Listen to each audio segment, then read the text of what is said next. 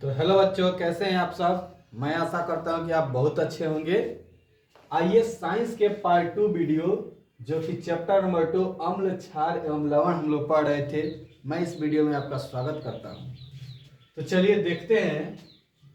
सबसे पहले इसमें पार्ट 2 का पॉइंट है उदासीनीकरण अभिक्रिया। उदासीनीकरण अभिक्रिया से आप क्या समझते हैं? उदासीन, नाम से यह स्पष्ट है। उदासीन, उदासीन का मतलब ना तो उसमें अम्ल का प्रभाव होगा ना तो क्षारक का प्रभाव होगा, यानी उदासीन।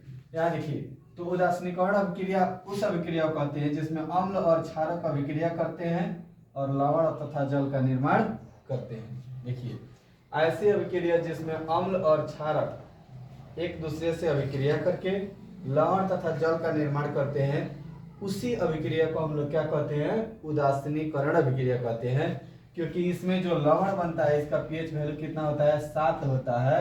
ना तो अम्ल होता है ना ही क्षारक होता है, इसलिए इसको क्या कहते हैं? उदासीनीकरण अभिक्रिया। ठीक है।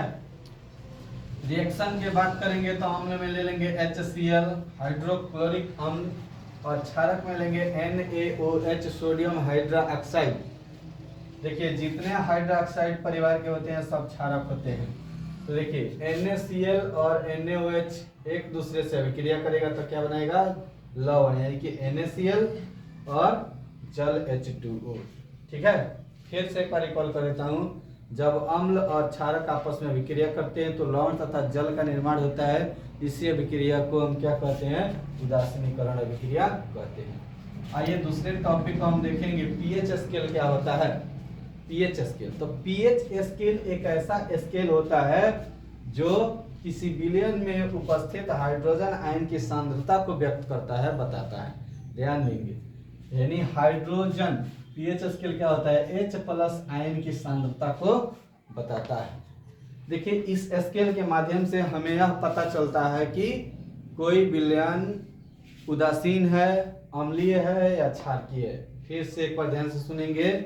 पीएच स्केल एक ऐसा स्केल होता है, एक ऐसा यंत्र होता है, एक ऐसा मशीन समझ लीजिए, एक ऐसा केमिस्ट्री का उपकरण समझ लीजिए जिसके माध्यम से हम यह पता करते हैं कि कोई विलयन अम्लीय है, क्षारकीय है अथवा उदासीन है। समझ में आया? फिर से समझो। पीएच स्केल में देखिए, पीएच, इस पीएच स्केल में दो वर्ड है। पीएच, पी फॉर समझ लीजिए पोटेंज, POTENZ। पोटेंज में समझ लीजिए पावर, पावर में समझिए शक्ति। H फॉर हाइड्रोजन, HYDROGEN, यानी पोटेंज ऑफ हाइड्रोजन, यानी हाइड्रोजन आयन की जो शक्ति है वही पीएच स्केल।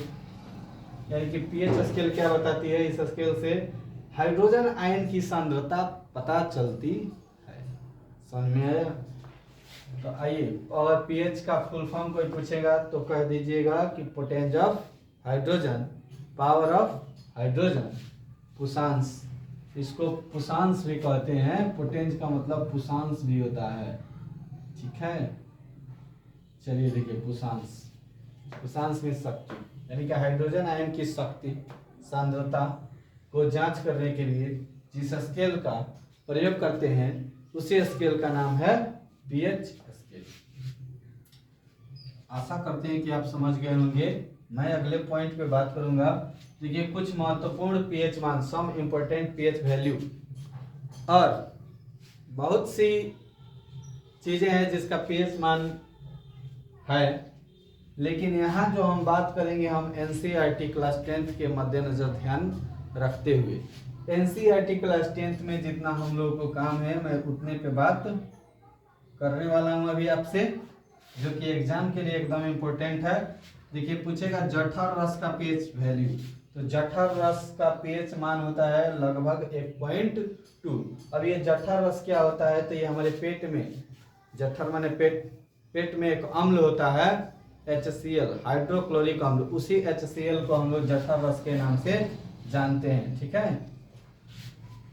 आगे देखिए, पूछेगा जठर रस का पीएच वैल्यू, तो कह दीजिएगा 1.2। दूसरी पॉइंट, नींबू के रस का पीएच मान लगभग 2.2। इसमें ज़्यादा दिमाग नहीं लगाना है, याद कर लेना इसको, ये डायरेक्ट ऑब्जेक्टिव में काम आएगा। फिर से बार पूछा जाए शुद्ध जल का पीएच मान क्या होगा 7.0, तो 7.0 का मतलब 7 पॉइंट के बाद 0 का यहाँ वैल्यू कोई नहीं समझा जाएगा। शुद्ध जल का पीएच मान 7.0 लिखे तो भी सही है, 7.2 को 0 लिख देगा तो भी सही है, और 7 पॉइंट कुछ नहीं लिखेगा तो भी सही है, 7 भी सही है। तो शुद्ध जल का पीएच मान 7। रक्त का पीएच मान पूछा जाए तो 7.4, रक्त का पीएच 7.4। आगे देखिए मिल्क ऑफ मैग्नीशिया, ठीक है, milk of magnesia, magnesium hydroxide होता है MgOH का होल ट्वाइस, एक दुर्बल क्षारक है। इसका पीएच मान पूछेगा तो लगभग 10 होता है, या केवल 10 होगा तो भी सही है। सोडियम हाइड्रोक्साइड NaOH, क्या नाम है इसका, मिल्क ऑफ मैग्नीशिया कहेंगे MgOH का होल ट्वाइस, मैग्नीशियम हाइड्रोक्साइड, यही इसी को बोलते हैं मिल्क ऑफ मैग्नीशिया। तो इसका पीएच मान पूछा जाएगा तो 10 होता है। ये क्या होता है, दुर्बल क्षारक है, दुर्बल क्षारक, क्या है जी, दुर्बल क्षारक। अच्छा, सोडियम हाइड्रोक्साइड का सूत्र क्या होता है NaOH, इसका पीएच 14 होता है लगभग, यानी कि पीएच सबसे ज्यादा क्षारकीय है कौन, सोडियम हाइड्रोक्साइड। और आपको बात को एक ध्यान रखिएगा, जो हमारा पीएच स्केल होता है इस पर 0 से लेकर 14 तक, 0 से 14 तक मान क्या होता है, इसमें अंकित होता है। पीएच स्केल पर 0 से 14 तक मान अंकित होता है। अगर 0 से 7 के बीच में है वैल्यू, 0 से 7 के बीच में, तो उसको क्या समझा जाएगा, अम्ल, यानी कि 7 से लेस देन क्या हो जाएगा, अम्ल। 7.0 एकदम होगा उदासीन, ठीक है। अगर 7 से प्लस जा रहा है, 7 से ऊपर, तो ये क्या हो जाता है, क्षारक। ध्यान रखेंगे, अगर पीएच स्केल से हम किसी विलयन को मापे, हाइड्रोजन आयन की सांद्रता को मापे, मैंने देखा कि पीएच स्केल अपना वैल्यू दे रहा है कितना, लेस देन 7, तो आप समझ लीजिएगा वो क्या है, अम्ल है। किस प्रकृति का है, अम्लीय है। अगर 7.0 आ रहा है, 7 आ रहा है, तो उसको समझ लीजिएगा उदासीन है।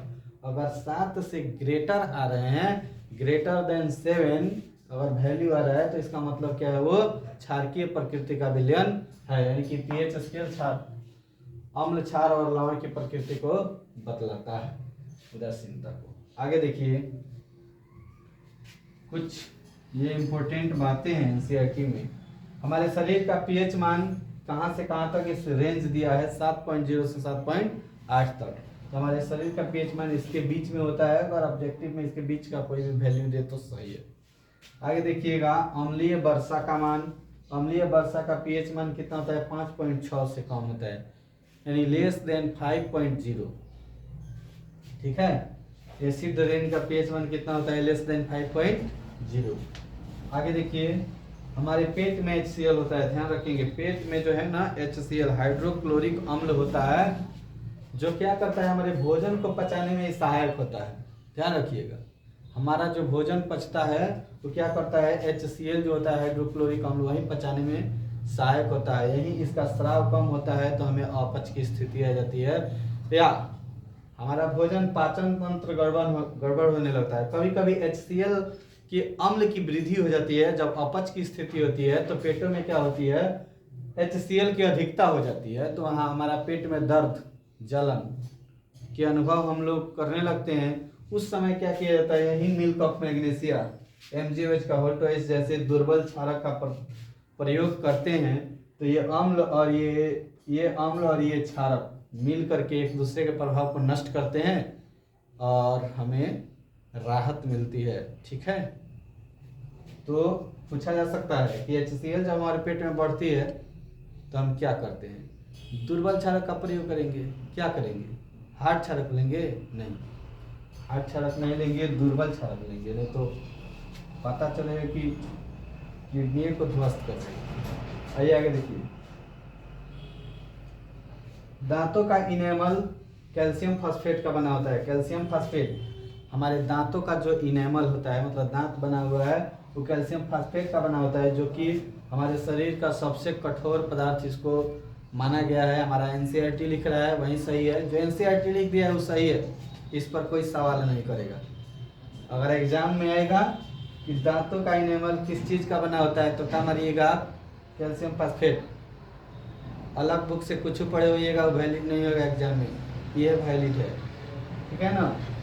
तो दांतों का इनेमल कैल्शियम फॉस्फेट का बना होता है और शरीर का जो कि सबसे कठोर पदार्थ माना जा रहा है, एनसीईआरटी मान रहा है, तो वही सही हम लोगों को भी मानना है। आगे देखिए, मुंह का पीएच मान 5.5 से कम होता है तो दांतों का क्षय होने लगता है। ध्यान रखिएगा, जब हमारे मुंह का पीएच मान 5.5 से कम हो जाती है तो हमारे दांतों का क्षय होने लगता है। क्षय माने टूटना, खराब होना, ठीक है, बिगड़ना, क्षयित होना, क्षरण होने लगता है दांतों का।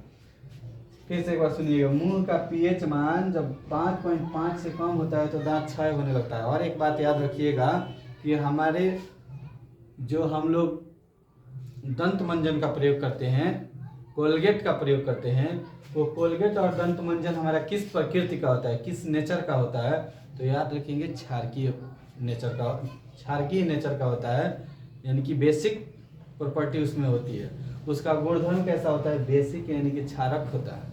जो हमारा दंत मंजन है, ध्यान रखिएगा, दंत मंजन या कोलगेट, आपको क्या लिखते हैं, कोलगेट, कोलगेट, जो कोलगेट होता है ना, ये किस प्रकृति का होता है, क्षारकीय।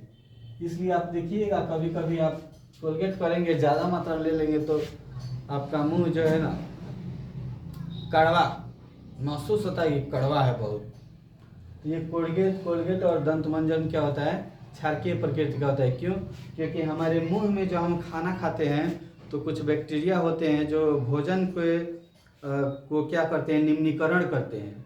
अवशिष्ट भोजन को निम्नीकरण करके हमारे मुंह के पीएच मान को घटा देते हैं, अम्लीय कर देते हैं। ध्यान रखिएगा, जो मुंह में बैक्टीरिया कुछ होते हैं, या हम लोग खाना खाते हैं तो कहीं फंस जाते हैं कण, उसको बैक्टीरिया निम्नीकरण करता है, भोजन को निम्नीकरण कर देता है, या उसमें जो शर्करा को निम्नीकरण करता है, तो हमारे मुंह का पीएच मान कम हो जाता है, यानी कि अम्लीय हो जाता है। इसी अम्लीयता के प्रभाव को कम करने के लिए हम लोग क्षारकीय दंत मंजन का प्रयोग करते हैं, ठीक है। मैं आशा कर रहा हूँ कि आपको हमारी वीडियो समझ में आया होगा। अगर नहीं समझ में आ रहा है तो मैं आपसे बार बार आग्रह करूँगा कि आप वीडियो को बैक करके, पीछे करके एक बार फिर से सुनने की कोशिश करेंगे, और आप इस वीडियोस को से जो है लाभान्वित होंगे, यही हमारी प्रयास है। तो बस मैं इसी बात के साथ विदा लेता हूँ। जय हिंद।